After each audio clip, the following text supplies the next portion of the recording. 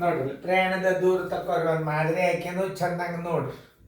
1 ಗಂಟೆಗೆ 80 ಕಿಮಿ ವೇಗದಲ್ಲಿ 4 ಗಂಟೆ ಪ್ರಯಾಣ ಮಾಡಿದಾಗ ಅದು ಕ್ರಮಿಸಿದ ದೂರ ಎಷ್ಟು ಮಾಡೋದಾತು ಅಂದ್ರೆ ವಿಡಿಯೋ ಆನ್ ಮಾಡ್ರಿ. ನಾನು ನಿಮಗೆ ತಿಳಿಸ್ತೀನಿ ಹೆಂಗೆ ಗಣಿತ ಮಾಡಬೇಕು. ಎಲ್ಲ ಮೆಂಟಲ್ ಎಬಿಲಿಟಿ ಗಣಿತ ಇರ್ತಾವೆ, ಭಾಳ ಹುಷಾರಲ್ಲೇ ಮಾಡಬೇಕು. ವಿಡಿಯೋ ಆನ್ ಮಾಡಿ ನೋಡ್ರಿ. ಎಲ್ಲರೂ ಬೋರ್ಡ್ ಕಡೆ ನೋಡ್ರಿ.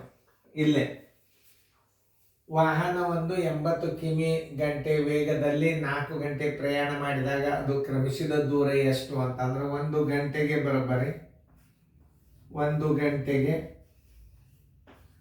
ಕ್ರಮಿಸಿದ ದೂರ ಬರೋಬ್ಬರಿ ಎಷ್ಟು 80 ಕಿಮಿ.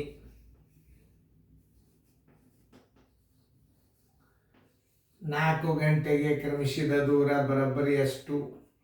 4 ಗಂಟೆಗೆ ಕ್ರಮಿಸಿದ ದೂರ ಬರೋಬ್ಬರಿ ಎಷ್ಟು? ಏನದ ದೂರ ಬರೋಬ್ಬರಿ ಕಾಲ ಗುಂಡ್ಲೆ ವೇಗ ಬಂದದ್ದು. 4 ಗುಂಡ್ಲೆ 80 ಸರಾಸ ಬಾಗಿಲೆ 1 ಬರೋಬ್ಬರಿ 320 ಕಿಮಿ. ಆನ್ಸರ್ 320 ಕಿಮಿ.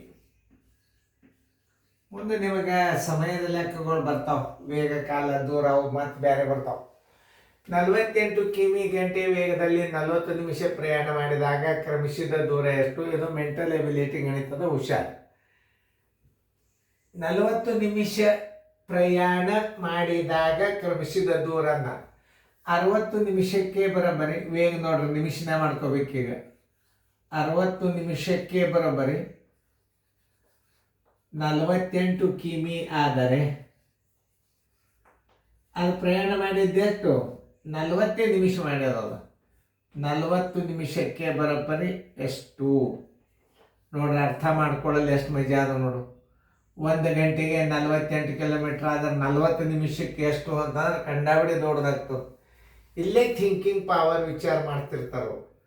48 ಕಿಲೋಮೀಟ್ರ್ 1 ಗಂಟೆಗೆ, ಅಲ್ಲಿ 40 ನಿಮಿಷ ಹೋಗಿ ಅದ 48ಕ್ಕಿಂತಲೂ ಕಡಿಮೆ ಹೋಗ್ತದೆ. ಈಗ ಅದು 60 ನಿಮಿಷಕ್ಕೆ 48 ಕಿಲೋಮೀಟ್ರ್ ಹೋಗ್ತದೆ.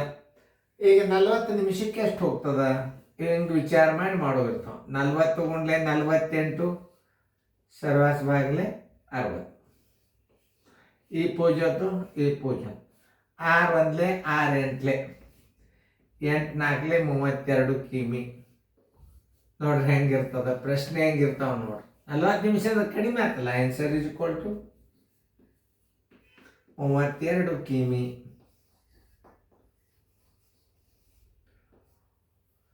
ನಾಲ್ಕಕ್ಕೆ 48ಕ್ಕೆ 40ಕ್ಕೆ ಗುಣಾಕಾರ ಮಾಡೋರು ಇರ್ತಾರೆ ಒಳಗೆ. ಅದರ ಸಂಬಂಧ ನಿಮ್ಗಿಂತ ಗಣಿತಗಳು ಬೀಳ್ತಾ ಇರ್ತಾವೆ, ಭಾಳ ಹುಷಾರಲ್ಲೇ ಮಾಡಬೇಕು.